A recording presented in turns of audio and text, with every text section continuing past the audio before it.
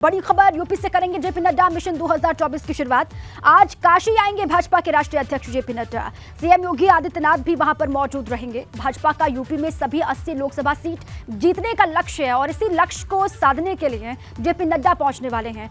20 जनवरी को गाजीपुर में जेपी नड्डा की जनसभा होने वाली है। यूपी से मिशन 2024 की शुरुआत कर रहे हैं भाजपा के राष्ट्रीय अध्यक्ष जेपी नड्डा और आज उनकी मौजूदगी होगी वाराणसी में। भाजपा राष्ट्रीय अध्यक्ष जेपी नड्डा आ रहे हैं काशी और वहां पर सूबे के मुखिया योगी आदित्यनाथ भी मौजूद रहेंगे। भाजपा का यूपी फतेह का पूरा प्लान है। सभी 80 लोकसभा सीट जीतने का लक्ष्य है और 20 जनवरी को खबर है कि गाजीपुर में जेपी नड्डा की एक जनसभा होनी है। जनसभा को संबोधित करते हुए जेपी नड्डा दिखाई देंगे गाजीपुर में। आज वाराणसी का उनका दौरा बहुत अहम है। मिशन 2024 को लेकर 2024 की शुरुआत वो यूपी से कर रहे 80 लोकसभा की सीटें और सभी को साधने की पूरी कोशिश है। अगर आप अपने बच्चों को पैसे का पार्ट नहीं सिखाएंगे तो पैसा कमाने के बाद में हो सकता है वो आपको ही बेच दें। सावधान, फ्रीडम ऐप को डाउनलोड करें। बच्चों को पैसे का पार्ट कैसे पढ़ाना है सीखिए। देखिए, जेपी नड्डा का पूर्वांचल दौरा है। आज शाम वाराणसी पहुंचेंगे जेपी नड्डा और साथ ही काशी विश्वनाथ धाम में पूजा अर्चना करने का उनका कार्यक्रम बताया जा रहा है। काशी पहुंचेंगे, सबसे पहले काशी विश्वनाथ धाम में पूजा अर्चना करेंगे। रात में कार्यकर्ताओं से मुलाकात का पूरा कार्यक्रम बन रहा है और उसके बाद संगठन को लेकर अहम दिशा निर्देश भी वो कार्यकर्ताओं को, पदाधिकारियों को देते हुए दिखाई देंगे। लोकसभा चुनाव की तैयारियों पर चर्चा होगी, किस तरीके से आगे बढ़ना है, लोकसभा चुनाव की तैयारी किस तरीके से आगे करनी है, इसी पर मंथन चर्चा। 20 जनवरी को गाजीपुर में एक जनसभा को संबोधित करते हुए दिखाई देंगे, यानी कि कल वो एक जनसभा को गाजीपुर में संबोधित करेंगे। देखिए, गाजीपुर में जनसभा का मकसद क्या है ये भी आपको समझाते हैं। कार्यकाल बढ़ने के बाद यूपी में नड्डा की पहली जनसभा होने जा रही है, ये भी आप जान लीजिए। और भाजपा के लिए गाजीपुर जिला बेहद खास है, बेहद अहम है।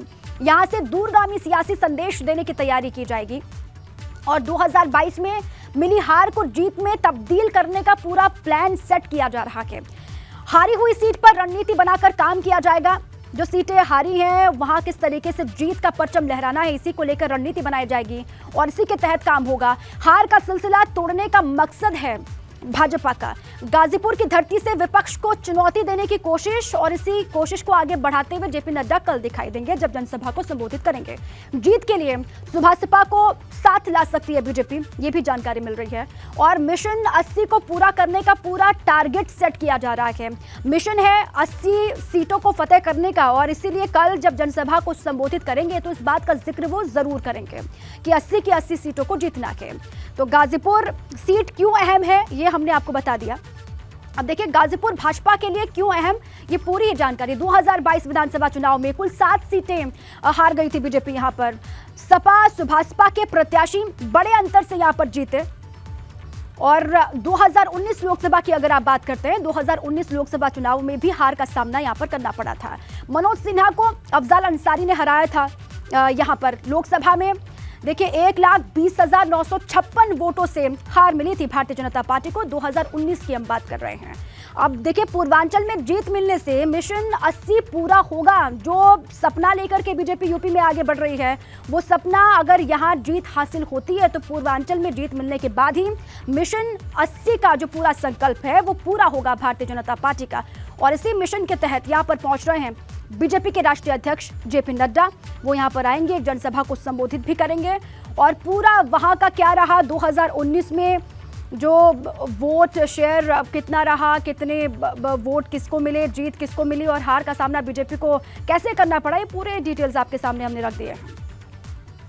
अगर आप अपने बच्चों को पैसे का पार्ट नहीं सिखाएंगे तो पैसा कमाने के बाद में हो सकता है वो आपको ही बेच दें। सावधान, फ्रीडम ऐप को डाउनलोड करें। बच्चों को पैसे का पार्ट कैसे पढ़ाना है सीखिए।